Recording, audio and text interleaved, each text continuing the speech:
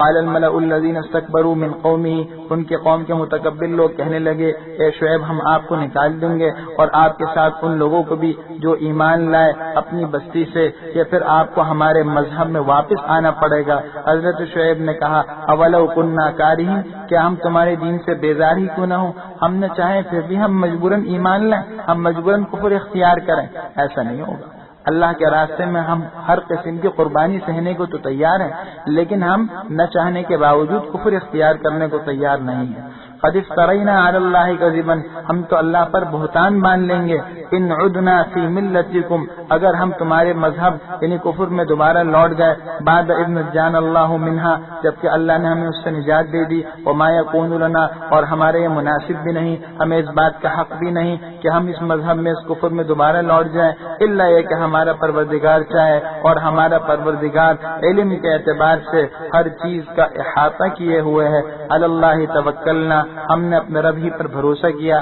آگے اللہ سے دعا فرماتے ہیں ربنا افتح بیننا وبین قومنا، اے ہمارے رب ہمارے درمیان اور ہماری قوم کے درمیان فیصلہ فرما دے، اور تو بہترین فیصلہ فرمانے والوں ہے، بہترین فیصلہ فرمانے والوں میں ہے۔ وقال الملأ الذين كفروا من قومه، اور ان کے قوم کے کافر سردار کہنے لگے لئن اتبعتم، کہ دیکھو اے لوگو اگر تم نے حضرت شعیب کی پیروی کی تو تم سب خسارے میں پڑ جاؤ گے۔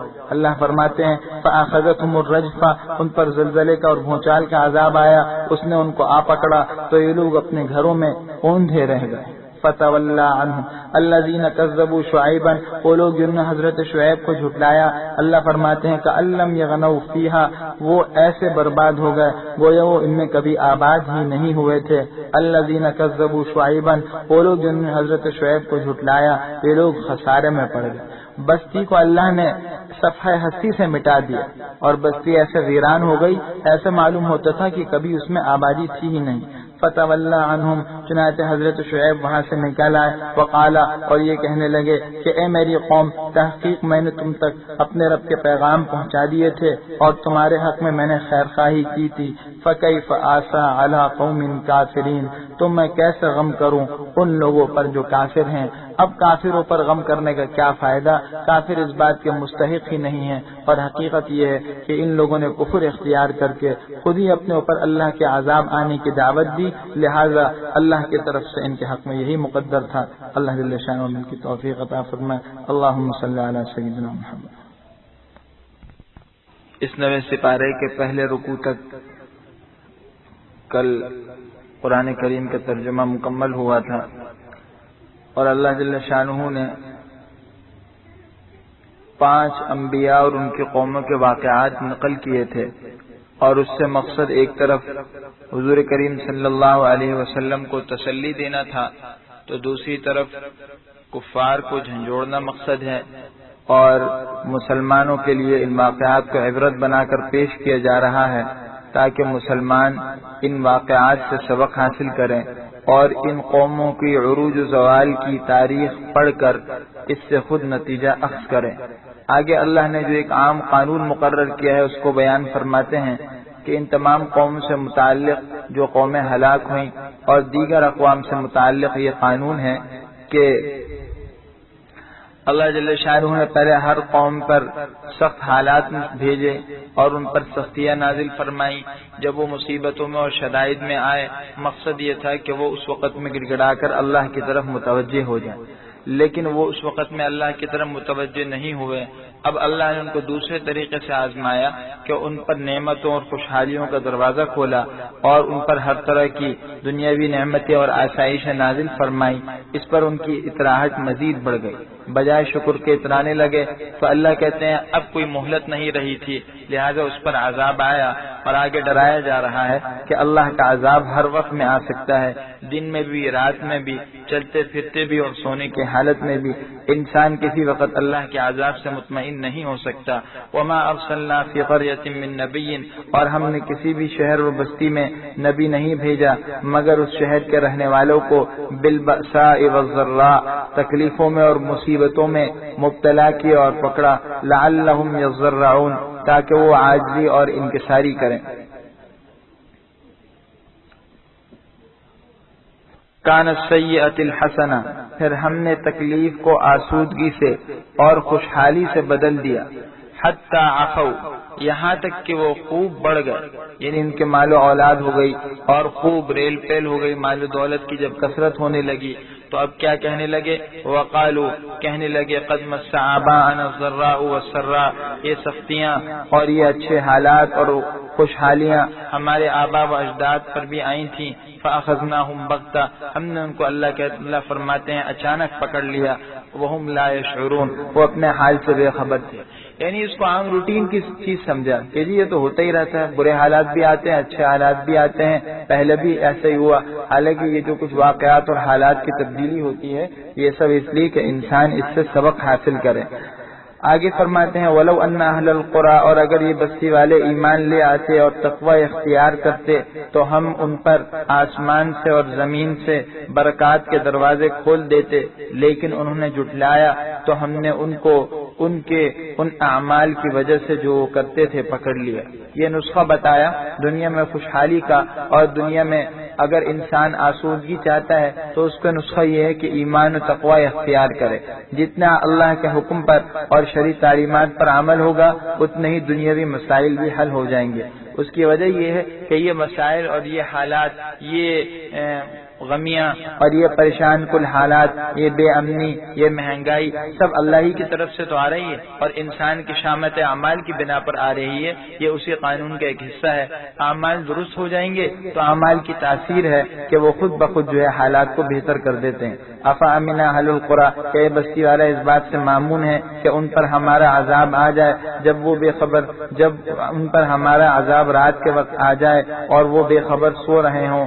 اوا امین اہل القری، اور کیا یہ شہر والے اس بات سے محفوظ ہیں ان یاتیہم بأسنا ضحی، کہ ہمارا عذاب ان پر چاش یعنی دن کے وقت آ جائے اور وہ کھیل کود میں مست ہوں۔ تاریخ گواہ ہے اس طرح بھی ہوا، کھیل کود کے واقعات سے، لیکن ایک دم اللہ کی طرف سے عذاب آیا، آگ آئی، ایک لاوا پھٹا اور سب کے سب جو ہیں جل کر راکھ ہو گئے۔ افامنوا مکر اللہ، کیا یہ لوگ اللہ کی تدبیر سے محفوظ و مطمئن ہیں؟ فلا یأمر مکر اللہ، اللہ کی تدبیر سے نڈر تو بے خوف تو وہی لوگ ہوتے ہیں جو خسارے میں مبتلا ہو جائیں۔ اولم یہد للذین یرثون الارض من بعد اہلها، کیا وہ لوگ جو پہلے لوگ آنے کے بعد زمین کے مالک ہوتے ہیں ان لوگوں نصیب نہیں ہوئی؟ یہ بات سمجھ میں نہیں آئی۔ اللہ نشاء، کہ اگر ہم چاہیں تو ان لوگوں کو بھی ان کے گناہوں کی وجہ سے ہلاک کر دیں۔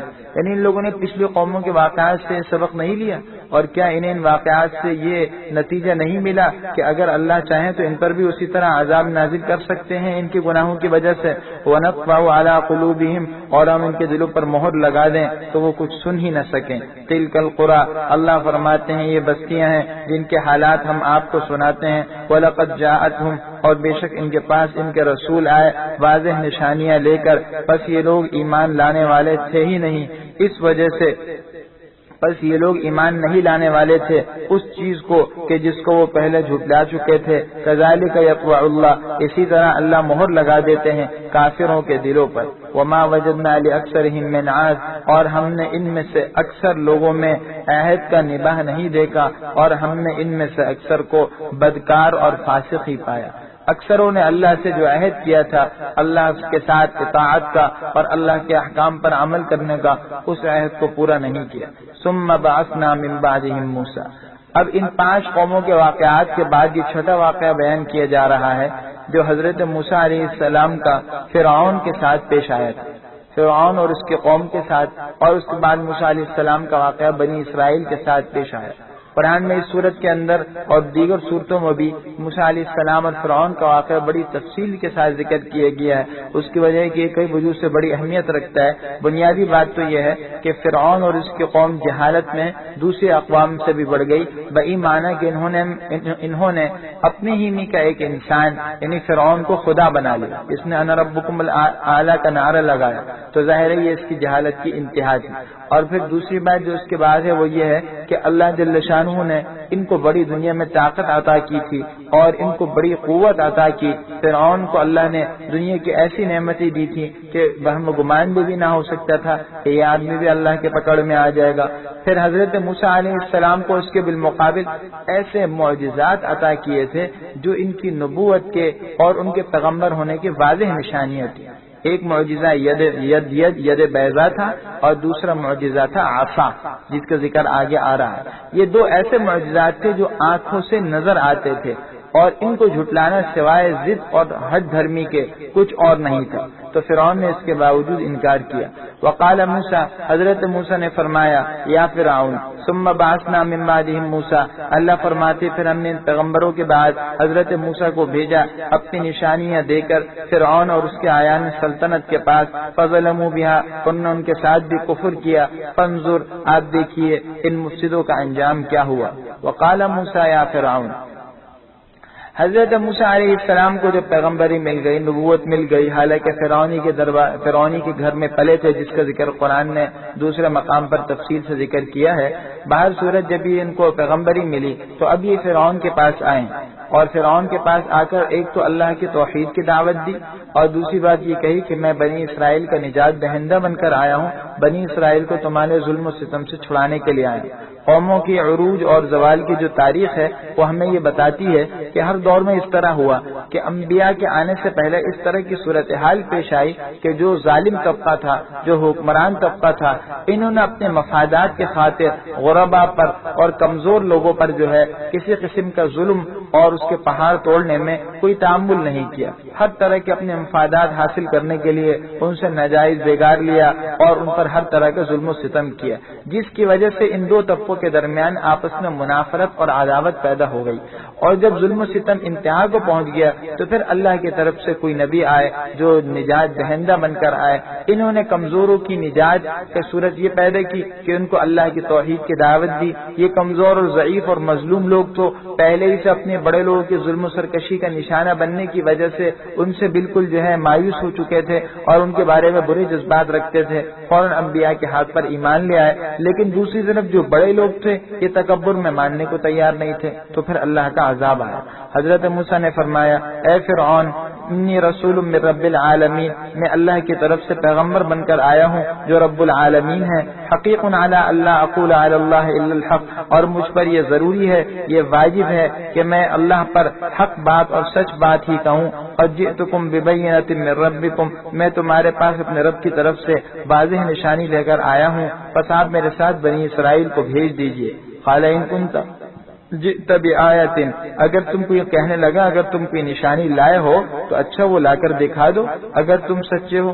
فالقى عصاه، حضرت موسیٰ نے اپنی لاٹھی زمین پر ڈالی تو وہ اسی وقت ایک کھلا ہوا اژدہا نظر آنے لگا. ونزع يده، اور اپنا ہاتھ اپنی بغل سے نکالا. فاذا هي بيضاء للناظرين، تو وہ دیکھنے والوں کے لیے انتہائی سفید و چمکدار تھا. یہ دو معجزے تھے. موسیٰ علیہ السلام نے اپنا عصا ڈالا، اس میں اللہ نے خاص قسم کی قوت پر اسرار طاقت رکھی تھی، وہ عصا فوراً اژدہا بن گیا.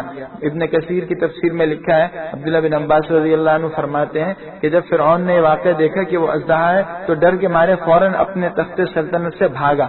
بہرحال پھر اس کو خیال آیا بعد میں تو موسیٰ علیہ السلام کو پھر گمراہ کر موسیٰ علیہ السلام کو نقصان پہنچانے کے لیے اس نے آگے پلاننگ شروع کر دی. دوسرا یہ کہ وہ اپنے ہاتھ کو جب بغل میں رکھتے اور پھر وہاں سے نکالتے تو وہ ہاتھ ایسا چمکتا ہوا ظاہر ہوتا تھا کہ سورج کی روشنی بھی اس کے سامنے مان پڑ جایا کرتی تھی. تو اللہ جل شانہ نے یہ دو واقعات خاص طور پہ فرعون کے سامنے موسیٰ علیہ السلام کو بطور معجزہ پیش کرنے کے لیے حکم دیا. اب جب معجزہ آ گیا تو انسان کی فطرت یہ کہ جب یہ کسی بات کو ماننے کو تیار نہیں ہوتا اور اس کا موقف غلط ہوتا ہے تو اب وہ اپنی غلطی کو چھپانے کے لیے کیا کرتا ہے، قوت کا سہارا لیتا ہے، طاقت کا سہارا لیتا ہے اور دوسری سازشوں کا سہارا لیتا ہے. فرعون نے اسی طرح کہا کہ بھئی یہ تو جادوگر معلوم ہوتا ہے. دوسرے سرداروں سے مشورہ کیا، طے یہ ہوا کہ جادو کا مقابلہ کرایا جائے تاکہ ان کا جادو جو ہے وہ خاک میں پڑ جائے. قال الملأ من قوم فرعون، فرعون کے قوم کے جو سردار تھے وہ کہنے لگے کہ بے شک یہ تو بڑا جاننے والا ماہر جادوگر لگتا ہے. یریدو، یہ چاہتا ہے کہ تم کو تمہاری زمین سے نکال دے. فماذا تأمرون، تو تم لوگوں کا کیا مشورہ ہے. قالوا ارجه واخاه وارسل في المدائن حاشرین، ان لوگوں نے کہا کہ ان کو اور ان کے بھائی کو مہلت دے دیں اور ان کو اور آپ تمام کے تمام شہروں میں جمع کرنے والے بھیج دیجئے، یأتوک بکل ساحر علیم، جو آپ کے پاس ہر قسم کے ماہر جادوگر لے آئیں۔ وجاء السحرۃ فرعون، اب جادوگر پہنچ گئے فرعون کے پاس اپنا کرتب دکھانے اور کمال دکھانے، اور فرعون سے یہ طے کرایا پہلے کہ ذرا یہ بتائیے کہ اگر اس مقابلے میں ہم نے جیت کے دکھا دیا اور آپ کی ساکھ بحال ہو گئی، آپ ہمیں کیا انعام دیں گے؟ فرعون نے زبردست انعام کیا اعلان کیا، بلکہ یہ بھی اعلان کر دیا کہ تم میرے خصوصی اور مقربین لوگوں میں ہوگے۔ چنانچہ جب یہ معاملہ ہوا تو اب جو ہے لوگوں میں اعلان کر دیا گیا، ایک بڑے ہال میں اسٹیڈیم میں یہ مقابلہ ہوا، اور ایک طرف جادوگر تھے، ایک طرف جو ہے حضرت موسیٰ علیہ السلام تھے۔ جادوگروں نے جب رسیاں ڈالی یہ تو سارے سانپ بن گئے۔ موسیٰ علیہ السلام کو گھبراہٹ ہوئی، اللہ کی طرف سے حکم ہوا گھبرانے کی کیا ضرورت ہے، اپنی لاٹھی تو زمین پر ڈالی ہے، ڈالا تو ایسا اژدہا بنا کہ سب کو نگل گیا۔ اب جادوگروں نے انداز کر لیا کہ یہ جادو نہیں، اس کی وجہ ہے کہ ہم تو اپنے فن میں ماہر اور کامل ہیں، اگر واقعی اس فن کی چیز ہوتی تو ہمیں ضرور پتہ ہوتی اور یہ ہم سے مخفی نہ ہوتی۔ جب ماہر فن بھی شکست کھا گئے تو پتہ یہ چلا کہ اس فن سے اوپر کوئی اور چیز ہے اور واقعی ان کا معجزہ ہے۔ چنانچہ ان کے دل میں ایمان آ گیا اور وہ ایمان لے آئے۔ فرعون نے طرح طرح کی جان کی اور ہر چیز کی دھمکیاں دی، مگر یہ لوگ باز نہیں آئے۔ وجاء السحرۃ فرعون، جادوگر فرعون کے پاس آ پہنچے، کہنے لگے کہ اگر ہم جیت گئے تو ہمیں کیا کوئی صلہ عطا کیا جائے گا؟ قال نعم، فرعون نے کہا ہاں بالکل، اور تم اس کے علاوہ میرے مقربوں میں داخل ہوگے۔ قالوا یا موسیٰ، کہنے لگے اے موسیٰ کیا تم پہلے ڈالو گے؟ وَإِمَّا أَن نَّكُونَ نَحْنُ الْمُلْقِينَ، یا پھر ہم ہی پہلے ڈالتے ہیں۔ قال القوا، موسیٰ علیہ السلام نے کہا کہ پہلے تم لوگ ڈالو، جو جادو کی چیزیں تم نے ڈالنی تھی ڈالو۔ فلما القوا سحروا اعین الناس، جب انہوں نے وہ چیزیں ڈالی تو لوگوں کی آنکھوں پر جادو کر دیا، یعنی اشارہ کر دیا کہ لوگوں کی آنکھوں پر ایک تصرف کیا تھا جس کو نظر بندی بھی کہتے ہیں۔ بہرحال ایسی نظر بندی کی کہ لوگ یہ سمجھے کہ وہ حقیقت ہے۔ وَاسْتَرْهَبُوهُمْ، اور لوگوں کو ڈرایا۔ وَجَاءُوا بِسِحْرٍ عَظِيمٍ، اور بہت بڑا جادو لے کر آئے۔ بہرحال لوگ مرعوب ہو گئے۔ وَأَوْحَيْنَا إِلَى مُوسَىٰ، اللہ فرماتے ہیں ہم نے حضرت موسیٰ کی طرف وحی بھیجی کہ آپ اپنی لاٹھی تو ڈالیے۔ فَإِذَا هِيَ تَلْقَفُ مَا يَأْفِكُونَ، تو یہ لاٹھی ان تمام چیزوں کو نگلنے لگی تھی جو انہوں نے بنائی تھی، جو انہوں نے اپنی رسیوں کے ذریعے سانپ بنائے تھے، اس نے ان سب کو نگل لیا۔ اللہ فرماتے ہیں فوقع الحق، اب حق ثابت ہو گیا اور جو یہ لوگ کرتے تھے وہ سب کا سب باطل اور ضائع ہو گیا، واضح ہو گیا کہ ان لوگوں کی چیز کی کوئی حقیقت نہیں۔ قالوا آمن فغلبوا هنالک، اب یہ لوگ مغلوب ہو گئے، شکست کھا گئے۔ وانقلبوا صاغرین، اور ذلیل ہو کر رہ گئے۔ والقی السحرۃ ساجدین، اور جادوگر سجدے میں گر پڑے، کہنے لگے قالوا ہم ایمان لے آئے رب العالمین پر، پروردگار عالم پر، رب موسیٰ و ہارون، جو حضرت موسیٰ و ہارون کا رب ہے۔ قال فرعون، اب فرعون دھمکیوں پر اتر آیا، کہنے لگا کیا تم ان پر ایمان لاتے ہو اس سے پہلے کہ میں تمہیں اجازت دوں؟ میری طرف سے تو اس بات کی کوئی اجازت ہی نہیں ہے۔ ان ھذا لمکر مکرتموہ فی المدینہ، بے شک مجھے یہ ایسا معلوم ہوتا ہے کہ وہ تدبیر ہے جو تم سب نے اس شہر میں مل کر بنائی ہے تاکہ تم اس سے اس شہر کے رہنے والوں کو نکالو۔ فسوف تعلمون، تمہیں ان قریب پتہ چل جائے گا میں کیا سزا دیتا ہوں۔ لأقطعن ایدیکم، تمہارے ہاتھوں کو اور تمہارے پاؤں کو مخالف سمتوں سے کٹوا دوں گا۔ ثم لأصلبنکم اجمعین، پھر تم سب کو سولی دے دوں گا۔ قالوا، یہ کہنے لگے کہ بے شک ہم نے تو ہمارے رب ہی کی طرف لوٹ کر جانا ہے۔ وما تنقم منا، اور تم کو ہمارے اندر سوائے اس کا اور کیا بات بری لگتی ہے کہ ہم اپنے رب پر ایمان لائے جبکہ ہمارے پاس یہ واضح اپنے رب کی آیات پر ایمان لے آئے جبکہ وہ واضح نشانیاں ہمارے پاس آ گئیں۔ اللہ سے دعا کرتے ہیں ربنا، اے پروردگار ہم پر صبر و استقامت کے دہانے کھول دے اور ہمیں اسلام کی حالت میں اٹھا دے۔ انہوں نے ہر طرح کی دھمکیاں سہ لی۔ بات یہی ہے کہ ایمان کی حقانیت جب دل میں اتر آ جاتی ہے، عقیدے کی جڑ دل میں راسخ ہو جاتی ہے، پھر دنیا کی کوئی دھمکی بھی اثر نہیں کرتی اور نہ دنیا کا کوئی مفاد، کوئی لالچ اثر کرتا ہے، کیونکہ اس وقت میں صرف نظر اللہ پر ہوتی ہے۔ باہر سورج یہ بھی اللہ کی قدرت کی عجیب نشانی تھی۔ صبح میں آئے تھے دشمن بن کر لیکن شام میں دوست بن گئے، صبح اللہ کے دین کو اور معاذ اللہ کے نبی کو نیچے دکھانے اور رسوا کرنے آئے، لیکن جب شام کو واپس جا رہے ہیں تو اس حال میں کہ مؤمن ہے، اس سے معلوم ہو کہ ہدایت تو اللہ کے قبضے میں ہوتی ہے۔ بعض کتابوں میں عجیب غریب واقعہ لکھا ہے کہ موسیٰ علیہ السلام نے اللہ سے پوچھا، کلیم اللہ سے اللہ سے بات فرماتے تھے کہ اللہ یہ تو میرے مقابلے پر آئے تھے، یہ جب مقابلے پر آئے تو انہیں کیسے ہدایت مل گئی؟ اللہ نے فرمایا یہ تمہاری شکل بنا کر آئے تھے، تو انہوں نے تمہاری صورت بنائی تو مجھے ایسے یہ پسند آیا، میں نے تمہاری صورت کی لاج رکھ لی اور مجھے ان کی ادا اتنی پسند آئی کہ اس پر میں نے انہیں ہدایت سے نواز دی۔ تو اللہ کبھی شکل و صورت بنانے پر بھی نواز دیتے۔ بہرحال یہ ثابت قدم رہے، چنانچہ انہیں سولی مل گئی، شہادت انہوں نے قبول کر لی، لیکن ایمان سے پیچھے نہیں ہٹے۔ اب کیا ہوا بھائی؟ فرعون کو خوب اندازہ ہو گیا کہ جی اب تو معاملہ بالکل ہی ختم ہو گیا، جادوگر بھی ایمان لے آئے ہیں، اب تو ایسا لگتا ہے کہ میری حکومت چلی جائے گی۔ چنانچہ اس نے آرڈر جاری کر دیا کہ سب کے سب جو ہے وہ لڑکوں کو قتل کیا جائے اور صرف عورتوں کو زندہ رکھا جائے گا۔ وقال الملأ من قوم فرعون، اور قوم فرعون کے جو سردار تھے وہ کہنے لگے کہ کیا آپ حضرت موسیٰ اور ان کی قوم کو چھوڑے رکھیں گے تاکہ یہ ملک میں فساد برپا کریں اور آپ کو اور آپ کے معبودان کو چھوڑ بیٹھیں؟ قال، فرعون کہنے لگا، سنقتل ابناءہم، ہم ان کے لڑکوں کو قتل کروا دیں گے اور ان کی عورتوں کو زندہ رکھیں گے اور بے شک ہم ان پر غالب ہیں۔ قال موسیٰ لقومہ استعینوا باللہ واصبروا، حضرت موسیٰ نے اپنی قوم سے کہا دیکھو اللہ ہی سے مدد مانگو اور صبر کرو، بے شک زمین تو اللہ کی ہے، اللہ اپنے بندوں میں سے جس کو چاہتے ہیں اس زمین کا وارث یعنی مالک بناتے ہیں، اور دیکھو انجام کار متقین کا ہوتا ہے، انجام کار فتح انہی کو ہوگی۔ قالوا، بنی اسرائیل کہنے لگے کہ ہمیں آپ کے آنے سے پہلے بھی تکلیفیں دی جاتی تھیں، ومن بعد ما جئتنا، اور آپ کے آنے کے بعد بھی ایذائیں مل گئیں۔ بنی اسرائیل جب حضرت موسیٰ پر ایمان لائے تو بنی اسرائیل یہ سمجھے کہ جی ہم تو ایمان لے آئے ہیں، جیسا آج کا مسلمان سمجھتا ہے کہ بس کلمہ پڑھا تو ایک دم خوشحالی آ جائے گی، وہ یہ سمجھتا ہے کہ دنیا ہی کی زندگی اصل ہے، حالانکہ ایمان والوں پر اور اسلام والوں پر بھی تو آزمائشیں آتی ہیں۔ یہ سب جو حالات ہوتے ہیں یہ سب آزمائش کے طور پر ہوتے ہیں، اللہ مزید جانچنا چاہتے ہیں اور ایمان کی تکمیل فرمانا چاہتے ہیں۔ تو بنی اسرائیل نے یہ اعتراض کیا کہ جی ہم آپ سے پہلے آئے تھے تو بھی ہمیں تکلیفیں ملتی تھی، پھر ہمیں جو ہے وہ تکالیف سہنے پڑتی تھی، آپ کے آنے کے بعد بھی یہی سلسلہ ہوا تو کیا فرق ہو گیا، ہمیں کیا فائدہ ہوا؟ حضرت موسیٰ تسلی دے رہے ہیں کہ دیکھو صبر کرو، اور آگے ایک بات بتائی، قال عسى ربكم ان يهلك عدوكم، فرمایا قریب ہے تمہارا پروردگار تمہارے دشمن کو ہلاک کر دے، ويستخلفكم، اور زمین میں تمہیں ان کی جگہ نائب بنا دے، فينظر كيف تعملون، اور دیکھے کہ تم کیسے عمل کرتے ہو۔ اس سے اشارہ ہو گیا کہ حقیقت میں خلافت کا حق اللہ کے نیک بندوں کو ہے۔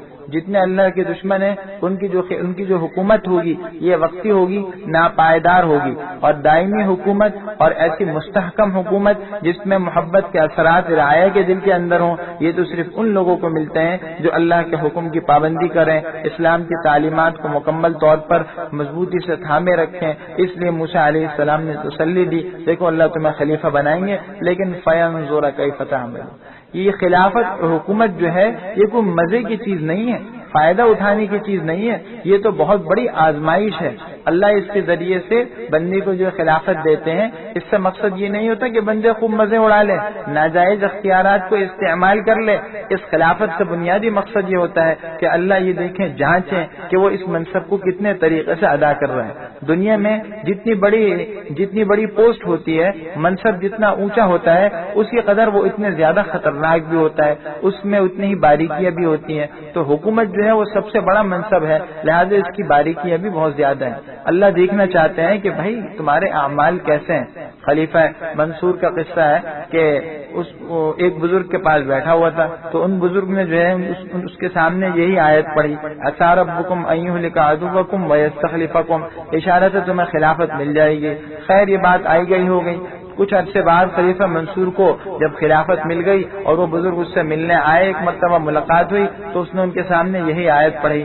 اشارہ اس بات کی طرف تھا کہ دیکھو اللہ نے جو وعدہ کیا تھا وہ پورا ہو گیا۔ ان بزرگ نے فوراً آگے پڑھا، فَيَنظُرَ كَيْفَ تَعْمَلُونَ، اشارہ کر دیا کہ بھائی تمہیں صرف خلافت نہیں دی، اللہ اس سے جانچنا چاہ رہے ہیں، لہٰذا خلافت پر خوشی مت مناؤ، بلکہ اس کو تو سوچو کہ اس سے تو میری اور آزمائش و امتحان مقصد ہے۔ وَلَقَدْ أَخَذْنَا آلَ فِرْعَوْنَ بِالسِّنِينَ، اللہ جل شانہ نے قوم فرعون پر مختلف قسم کے عذابات نازل کیے۔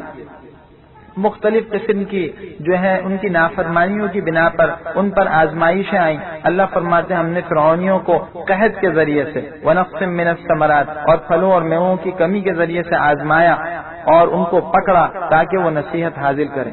لیکن ان کا دستور کیا تھا؟ ان کا دستور یہ تھا کہ جب خوشحالی آتی تو کہتے جی ہم تو اس کے حقدار ہیں، یہ تو ہمارا حق ہے. اگر کوئی مصیبت آتی تو بدفعلی لیتے. حضرت موسیٰ اور ان کی قوم کے ذریعے سے بدفعلی لیتے. آج وہ شخص جس کی فطرت مسخ ہو، جس کی عقل مسخ ہو جائے، وہ کیا کہتا ہے؟ جی یہ جو اچھے حالات ہیں یہ تو میرا حق ہے. اگر برے حالات آ جائیں تو کہتا ہے یہ جو بنیاد پرست ہیں، یہ جو تنگ نظر ہیں، یہ حالات ان کی وجہ سے آ رہے ہیں کہ یہ لوگ ہر قسم کی تعلیم میں رکاوٹ بن رہے ہیں، ملک کی ترقی سے مانے ہیں. تو وہ قوم فرعون بھی یہی بات کہا کرتی تھی. کیا فَإِذَا جَاءَتْهُمُ الْحَسَنَةُ، جب ان کو آسائش حاصل ہوتی کہتے یہ تو ہمارا حق ہے، ہم تو اس کے مستحق ہیں. وَإِن تُصِبْهُمْ سَيِّئَةٌ، اور جب ان پر کوئی سختی نازل ہوتی تو وہ حضرت موسیٰ اور ان کے ساتھ جو دوسرے بنی اسرائیل کے لوگ تھے ان سے بدفعلی لیتے کہ ان کی وجہ سے ہمیں نحوست پہنچی، ان کی نحوست پہنچی ہے. الا انما طائرهم عند اللہ، اللہ فرماتے ہیں ان کی یہ بدشگونی جو ہے وہ تو اللہ کے یہاں مقدر ہے. یہ چیز جس سے تم بدشگونی لیتے ہو یہ تو اللہ کے یہاں طے ہو چکی ہے. ولكن اکثرهم لا يعلمون، اکثر لوگ یہ بات جانتے ہی نہیں. وقالوا مهما تأتنا به من آیہ، اور ان لوگوں نے کیا کہا کہ تم ہمارے پاس جو کچھ بھی نشانیاں لے آؤ تاکہ اس کے ذریعے سے ہم پر جادو کرو، بس ہم تم پر ایمان نہیں لائیں گے. جب یہ کھل کر اس بات کو کہنے پر آمادہ اور تیار ہو گئے کہ تم جادوگر ہو، تم جو کچھ نشانی لاؤ گے یہ سب کا سب جادو ہے، ایمان ہم نہیں لانے کے، اب اللہ کی طرف سے عذاب کا سلسلہ شروع ہوا. چنانچہ یہاں ان آیات میں 6 قسم کے عذاب ذکر کیے گئے جو قوم فرعون پر آیا. سب سے پہلے فرعونیوں پر آیا طوفان کا عذاب. طوفان مفسرین نے لکھا ہے کہ طوفان اس طرح آیا کہ اچانک جو ہے وہ پانی اس زور سے جو ہے وہ امل آیا کہ بنی اسرائیل کے علاوہ ان فرعونیوں کے جتنے گھر و بستیاں اور ان کی جو زمینیں تھیں وہ سب کے سب اس پانی کے گرد جو ہیں وہ پانی سے جو ہے وہ اس کے دائرے میں آ گئی اور ڈوبنے لگی. لیکن بنی اسرائیل جو تھے وہ لوگ اس طوفان سے محفوظ رہے. اس کے بعد دوسرا جو عذاب آیا وہ ٹڈیوں کا آیا. اللہ کی طرف سے ٹڈی دل بھیجے گئے، یعنی ٹڈیوں کے دستے بھیجے گئے اور انہیں آ کر ان کی کھیتیوں کو اور ان کی کھیتیوں میں جو کچھ سبزیاں اور غلے اور پھل لگے ہوئے تھے اس سب کو چاٹ لیا، حتیٰ کہ دیمک کی طرح ان کی لکڑیوں کو دیواروں کو چاٹنے لگے. پھر تیسرا عذاب کمبل جوؤں کا آیا. جوئیں پڑ جاتی تھی ہر چیز میں، کپڑوں میں اور پہننے کی چیزوں میں، اس سے گھبرا گئے. چوتھا عذاب ضفادع، جو ضفدع کی جمع ہے، مینڈک کو کہتے ہیں. ہر طرف مینڈک ہی مینڈک ہوتے تھے، حتیٰ کہ اگر بستر پر سونے لگتے تو ہر طرف مینڈک ہیں، بیٹھے ہیں تو مینڈک ہیں، اس سے پریشان ہو گئے. پانچواں عذاب آیا بہتا ہوا خون. ہر چیز میں خون، حتیٰ کہ پینے کے لیے اگر پانی میں گلاس میں پانی اٹھاتے تو اس پانی کے اندر خون نظر آتا. اور چھٹا عذاب پھر آگے وہ ہے جس کا رجز کے لفظ سے ذکر کیا ہے، یعنی پھر ان پر جو ہے وہ طاعون آیا جس میں 70,000 آدمی ان کے مرے ہیں. باہر صورت یہ عذاب آیا. مفسرین نے لکھا ہے کہ ہر عذاب جو 1 ہفتے کے لیے آیا، 1 ہفتے کے لیے عذاب آتا، ہفتے کے دن سے شروع ہو کر ہفتے کے دن پر ختم ہو جاتا اور باقی 3 ہفتے انہیں مہلت ملتی. اس کے بعد جب وہ اس مہلت سے فائدہ نہ اٹھاتے، ایمان نہ لاتے، دوبارہ عذاب کا سلسلہ شروع ہو جاتا. باہر صورت ہر موقع پر انہوں نے یہی کیا، جب عذاب آتا کہتے اب تو ہم ضرور ایمان لیں، اور جب عذاب چلا جاتا پھر وہی سرکشی کی باتیں شروع کر دیتے. فارسلنا علیہم الطوفان، اللہ کہتا ہے ہم نے ان پر طوفان، والجراد اور ٹڈیاں، والقمل اور جوئے، والضفادع اور مینڈک، والدم اور خون بھیجا. آیات مفصلات، یہ کھلی ہوئی نشانیاں تھیں. فاستکبروا، انہوں نے تکبر کیا اور یہ لوگ مجرم اور گنہگار تھے. ولما وقع علیہم الرجز، اور جب ان پر بڑا عذاب واقع ہوا یعنی یہ طاعون کا عذاب، کہنے لگے اے موسیٰ اپنے رب سے دعا کرو اس وجہ سے کہ اس نے تم سے عہد کر رکھا ہے، یہ آپ کی دعا قبول ہوگی، اس کا وعدہ اللہ نے کیا ہے. لئن کشفت عنا الرجز، اگر آپ ہم سے یہ عذاب ہٹا دیں، لنؤمنن لک، تو ہم آپ پر بھی ایمان لے آئیں گے اور آپ کے ساتھ بنی اسرائیل کو بھیج دیں گے. فلما کشفنا، اللہ فرماتے ہیں جب ہم نے ان سے عذاب کو ہٹا دیا ایک مقررہ مدت تک جس تک وہ پہنچنے تھے، فاذا هم ينكثون، تو پھر وہ اس عہد کو توڑ دیتے. یعنی جب بھی عذاب ٹلتا تو پھر وہ عذاب ٹلنے کی مدت تک وہ دوبارہ جو ہے اس عہد کو توڑ دیتے، ایمان نہ لاتے۔ آخر کار مہلت پوری ہو گئی، اللہ کے انتقام کا کوڑا جو ہے وہ حرکت میں آیا، اور وہ کوڑا اس طرح برسا کہ فانتقمنا منہم، اللہ فرماتے ہیں ہم نے ان سے انتقام لیا اور انہیں غرق کر دیا یم یعنی سمندر میں، اس وجہ سے کہ وہ ہماری آیات کو جھٹلاتے تھے اور وہ اس سے بے پرواہی کرتے تھے۔ اللہ نے راتوں رات حکم دے دیا موسیٰ علیہ السلام کو کہ آپ راتوں رات جو ہے یہاں سے نکل جائیے۔ چنانچہ یہ مصر سے نکلے، فرعون اور اس کے لشکر کو اطلاع ہو گئی، اب بنی اسرائیل آگے آگے اندھیرا ہے، فرعون اس کا لشکر قریب آتا جا رہا ہے، آگے سمندر ہے، کوئی صورت نہیں ہے۔ بنی اسرائیل نے تو چلانا شروع کر دیا کہ جی اب تو یہ ہمیں پکڑ لیں گے۔ موسیٰ علیہ السلام کو یقین تھا کہ اللہ مدد کرے گا، اللہ کی طرف سے حکم ہوا، دوبارہ وہ ان کا عصا حرکت میں آیا۔ اب اس عصا سے جب فوراً اس کو زمین پر مارا تو وہ جو دریا تھا وہ خشکی بن گیا اور اس میں راستے بن گئے، یہ لوگ اس کو پار کر کے گزر گئے، اور جیسے ہی فرعون اپنے لشکر کے ساتھ اس خشکی پر پہنچا جو اصل میں دریا تھا تو اللہ کا حکم آیا، دریا دوبارہ مل گیا اور پانی بن گیا اور فرعون اپنے لشکر سمیت غرق ہو گیا۔ آگے فرماتے ہیں وَأَوْرَثْنَا الْقَوْمَ الَّذِينَ، اور ہم نے ان لوگوں کو جو کمزور سمجھے جاتے تھے زمین کے مشرقی اور مغربی حصوں کا وارث یعنی مالک بنا دیا، وہ زمین جس میں ہم نے برکت عطا کی تھی یعنی ملک شام جس کو ارض مقدس بھی کہتے ہیں۔ وَتَمَّتْ كَلِمَةُ رَبِّكَ الْحُسْنَى، اور آپ کے رب کے اچھے انعامات اور آپ کے رب کے اچھے وعدے پورے ہو گئے بنی اسرائیل پر بما صبروا، اس وجہ سے کہ انہوں نے صبر کیا۔ اور وَدَمَّرْنَا مَا كَانَ يَصْنَعُ فِرْعَوْنُ وَقَوْمُهُ، ہم نے فرعون اور اس کی قوم جو کچھ بناتے تھے، وَمَا كَانُوا يَعْرِشُونَ، اور جو وہ باغ چھتریوں پر چڑھایا کرتے تھے، ہم نے ان سب کو تہو بالا کر دیا، بالکل تباہ و برباد کر دیا۔ وجاوزنا ببنی اسرائیل البحر، اور ہم نے بنی اسرائیل کو دریا سے پار اتار دیا۔ فأتوا علی قوم یعکفون علی اصنام لہم، تو یہ ایسے لوگوں کے پاس سے گزرے، ایسے لوگوں کے پاس پہنچے جو بتوں کے پاس بیٹھے تھے یعنی عبادت کے لیے۔ قالوا، یہ بنی اسرائیل کہنے لگے، اے موسیٰ ہمارے لیے بھی ایسا ہی معبود مقرر کر دیں جیسے کہ ان کا معبود ہے۔ حضرت موسیٰ نے فرمایا تم لوگ تو بڑے ہی جاہل ہو، ان ہؤلاء متبر ما فی، بے شک یہ لوگ جس مشغلے میں ہیں وہ بالکل برباد ہے، وباطل ما کانوا یعملون، اور جو کچھ کرتے ہیں وہ سب کا سب ضائع ہونے والا ہے۔ قال، حضرت موسیٰ نے فرمایا کہ کیا میں اللہ کے علاوہ کوئی اور معبود تلاش کروں گا تمہارے لیے، حالانکہ اللہ نے تم کو فضیلت دی ہے تمام جہان والوں پر۔ وَإِذْ أَنْجَيْنَاكُمْ، اور اس وقت کو بھی تو یاد کرو جبکہ ہم نے تم کو آل فرعون سے نجات دی، وہ تم کو برا عذاب دیا کرتا تھا۔ یقتلون ابناءکم، تمہارے لڑکوں کو قتل کر دیتا اور تمہاری عورتوں کو زندہ رکھتا، اور اس میں تمہارے رب کی طرف سے بہت سخت آزمائش تھی۔ خیر، اب جب فرعون کے لشکر سے نجات ہو گئی، فرعون کا لشکر غرق ہو گیا، بنی اسرائیل محفوظ ہو گئے، تو ہوا یہ کہ جب امن حاصل ہو گیا تو اس کے بعد جو ہے اب ان کو دستور کی ضرورت پڑی۔ ظاہر سی بات ہے اب اطمینان تھا، اللہ کے احکامات پر آسانی سے عمل کر سکتے تھے۔ چنانچہ موسیٰ علیہ السلام سے اس خواہش کا اظہار کیا کہ ہم کوئی قانون نامہ چاہتے ہیں، کوئی دستور چاہتے ہیں جو ہمیں ملے۔ موسیٰ علیہ السلام نے اللہ سے عرض کیا تو اللہ انہوں نے یہ حکم دیا۔ موسیٰ علیہ السلام نے 30 دن اور اس کے بعد اللہ کے حکم سے مزید 10 دن گویا کل 40 دن کا اعتکاف کیا۔ مگر بنی اسرائیل بڑے عہد کو توڑنے والے اور بڑے مکار، انبیاء کے خلاف مختلف سازشیں کرنے والے اور اپنی زبان کا پاس نہ رکھنے والے، ہر مرتبہ انہوں نے یہی کیا۔ چنانچہ اس موقع پر بھی ان کے ساتھ یہی ہوا کہ جب بنی اسرائیل کے ساتھ یہ معاملہ ہوا تو پھر بنی اسرائیل کو جو ہے یہاں بنی اسرائیل کے پیچھے موسیٰ علیہ السلام نے ہارون علیہ السلام کو اپنا نائب بنا لیا تھا، کوہ طور پر اللہ کے یہاں چلے گئے۔ اب جب واپس آئے تو کیا دیکھتے ہیں کہ یہ بنی اسرائیل نے بچڑے کی عبادت شروع کر دی ہے۔ ہوا یہ تھا کہ بچڑا جو تھا اس کو جو ہے سامری ایک جادوگر تھا، اس نے ایک بچڑا لیا اور اس بچڑے میں مٹی ڈالی، خاص پرسرار مٹی تھی۔ بعض مفسرین نے لکھا یہ وہ مٹی تھی کہ جس پر جو ہے جبرائیل علیہ السلام کی سواری کے پاؤں پڑے تھے، تو اس میں خاص قسم کی قوت تھی، لہذا اس مٹی کے پڑنے کی وجہ سے اس بچڑے نے آوازیں نکالنی شروع کر دی۔ اب جب بچڑے نے آوازیں نکالی، انہوں نے بتایا کہ یہ تمہارا معبود ہے، چنانچہ انہوں نے اس کو معبود سمجھ کر اس کی عبادت کرنی شروع کر دی۔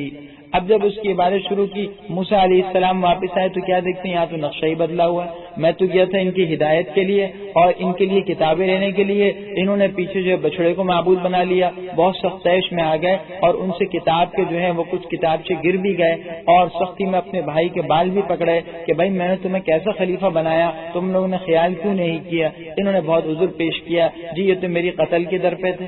آخر موسیٰ علیہ السلام نے اللہ سے اپنے اور اپنے بھائی کے حق میں دعا کی اور پھر اللہ جل شانہ نے پھر بنی اسرائیل کی توبہ قبول کر دی. اسی واقعے کا یہاں ذکر ہو رہا ہے. اللہ فرماتے ہیں وَوَعَدْنَا مُوسَىٰ 30 لَيْلَةً, اور ہم نے موسیٰ علیہ السلام سے 30 راتیں طے کر دی, اس کا وقت مقرر کر لیا. وَأَتْمَمْنَاهَا ب10, اور ان کو مزید 10 سے مکمل کر لیا. فَتَمَّ مِيقَاتُ رَبِّهِ, ان کے پروردگار کا مقررہ مدت 40 راتوں کی پورے ہو گئی. مفسرین نے لکھا ہے کہ پہلے 30 دن گئے تھے. موسیٰ علیہ السلام نے 30 دن اعتکاف کیا, روزے رکھے کوہ طور پر, لیکن اس کے بعد مسواک جب کی تو مسواک کی وجہ سے منہ کی جو بو تھی وہ ختم ہوئی. اللہ کو روزے دار کی منہ تو مشک کی خوشبو سے بھی زیادہ پسند ہے, لہٰذا ہوا یہ کہ اللہ نے حکم دیا کہ 10 دن مزید روزے رکھو تاکہ معدہ خالی ہونے کی بنا پر منہ میں بو پیدا ہو جائے.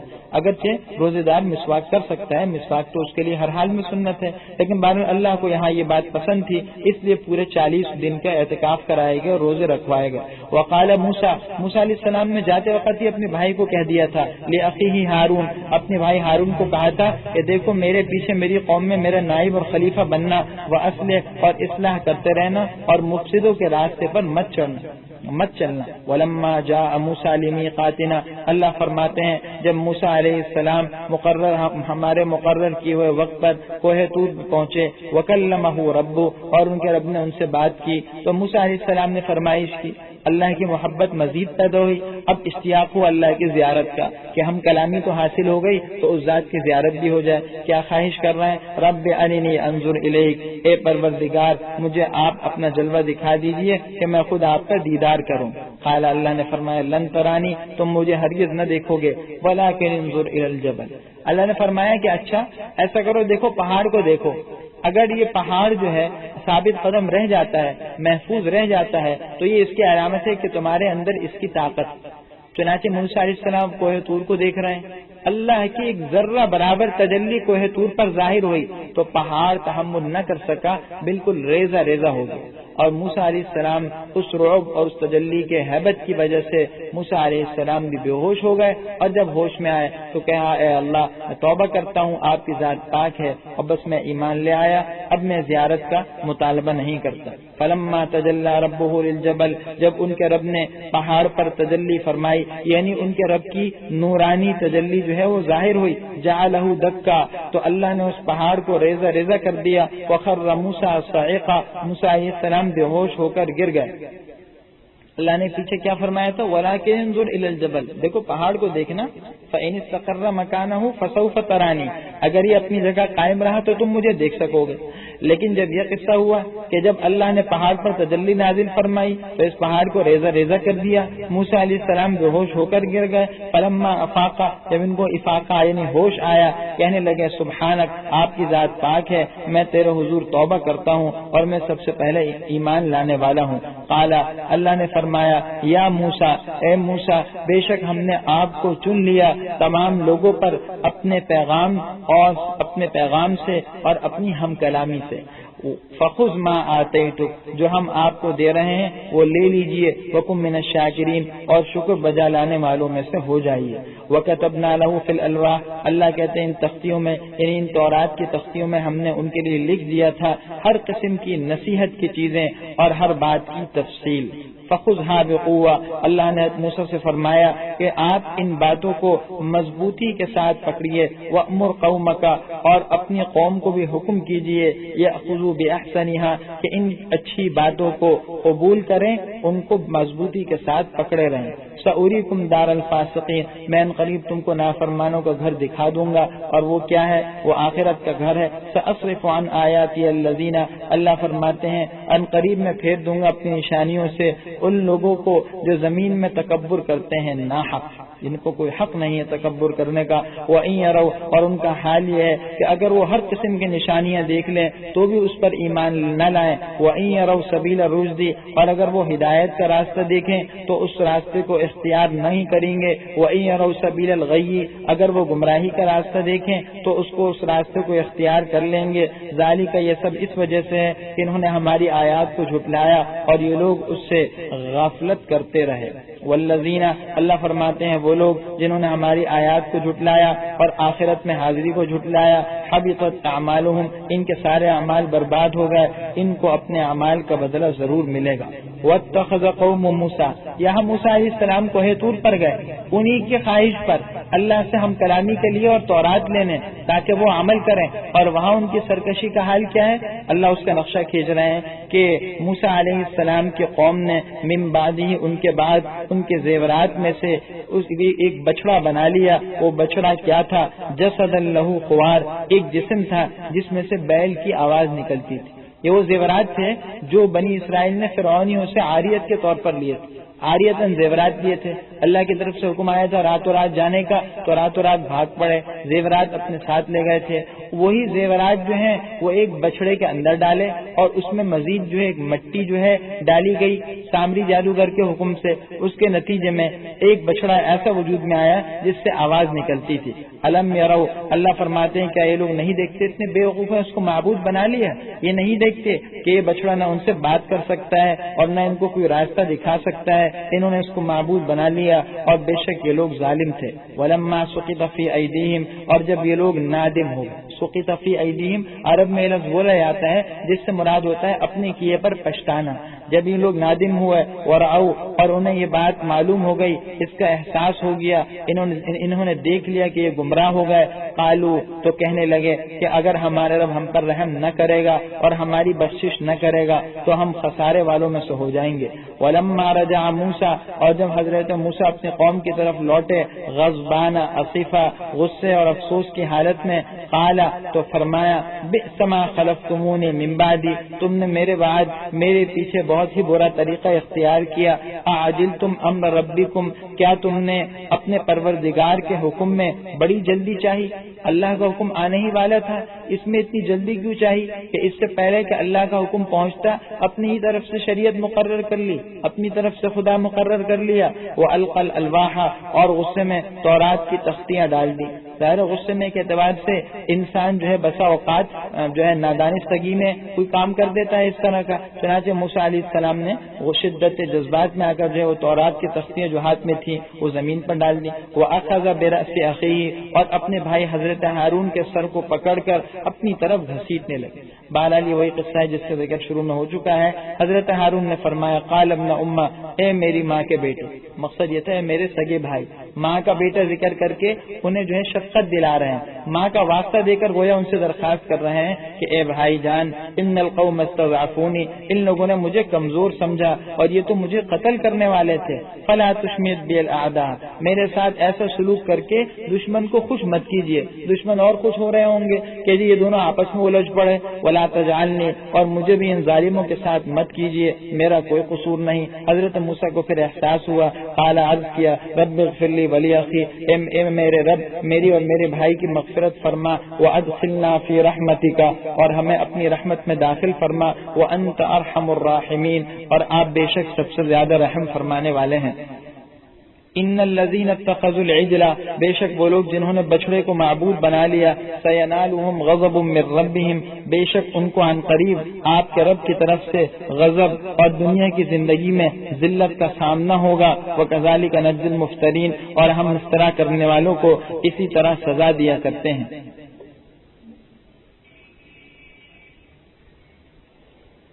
فرمائے وہ لوگ جنہوں نے برے اعمال کیے اور پھر انہوں نے اس کے بعد توبہ کر لی اور ایمان لے آئے بے شک آپ کا رب اس کے بعد انہیں بخشنے والا اور مہربان ہے. ولما سکت عن موسیٰ الغضب اور جب حضرت موسیٰ علیہ السلام کا غصہ ٹھنڈا ہوا اخذ الالواح انہوں نے تورات کی تختیاں اٹھا لی. وفی نسختها اور جو کچھ اس میں لکھا ہوا تھا اس میں ہدن ہدایت بھی تھی اور رحمت بھی تھی ان لوگوں کے لیے جو اپنے پروردگار سے ڈرتے ہیں. واختار موسیٰ قومہ یہ ایک اور اسی واقعے کا ایک اور حصہ ہے. حضرت موسیٰ علیہ السلام جب کوہ طور سے انہی کے فرمائش پر گئے تھے، تورات بھی لے آئے تھے، کیونکہ یہ بات گزر چکی ہے کہ بنی اسرائیل کی فطرت ہی کے اندر اعتراض کا اور نہ ماننے کا جذبہ تھا۔ یہاں پھر دوبارہ وہ جذبہ اٹھا، کہنے لگے جی آپ تورات تو لائے ہیں، لیکن ہمیں کیا خبر کہ آپ اللہ ہی کے پاس سے لے کر آئے ہیں، ہمیں تو پورا اطمینان نہیں ہو رہا، کیا پتہ آپ اپنے ہی طرف سے لے کر آئے ہوں۔ چنانچہ جب اللہ سے عرض کیا تو 70 آدمی ان کی قوم کے منتخب ہوئے جو حضرت موسیٰ کے ساتھ گئے کوہ طور پر تاکہ اللہ کی آواز سن لیں۔ چنانچہ اب یہ لے گئے ان کو، انہوں نے اللہ کی آواز سن لی۔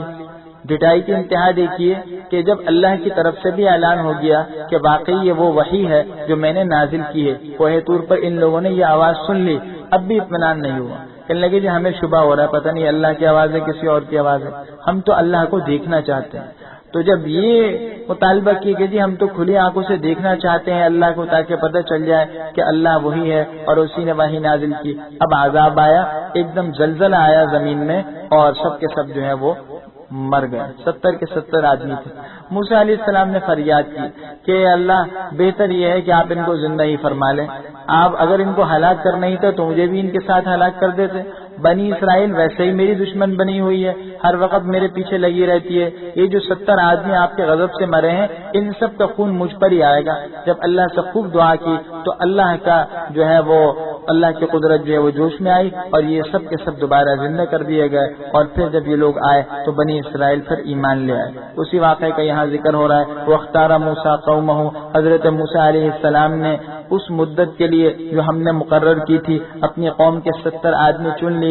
فلما اخذتهم الرجفہ، جب زلزلے نے ان کو آ پکڑا، حضرت موسیٰ نے عرض کیا اے میرے رب اگر آپ چاہتے تو ان کو اس سے پہلے ہی اور مجھے بھی ہلاک کر دیتے، اتہلکنا کہ آپ ہمیں ہلاک کریں گے اس وجہ سے جو ہم میں سے بے وقوفوں نے کیا ہے، ان ہی الا فتنتک، بے شک یہ تو آپ کی آزمائش ہے، آپ اس کے ذریعے سے جس کو چاہتے ہیں گمراہ کرتے ہیں اور جس کو چاہتے ہیں ہدایت دیتے ہیں۔ انت ولینا، آپ ہی ہمارے مددگار اور کارساز ہیں، فاغفر لنا وارحمنا، بس آپ ہماری بخشش فرما دیجئے اور ہم پر رحم فرمائیے اور آپ بہترین بخشنے والے ہیں۔ واکتب لنا فی ہذہ الدنیا حسنہ، اور ہمارے لیے اس دنیا میں بھی بھلائی لکھ دیجئے، وفی الآخرہ، اور آخرت میں بھی ہم تیری ہی طرف لوٹ چکے، انا ہدنا، ہم آپ ہی کی طرف لوٹ گئے ہیں،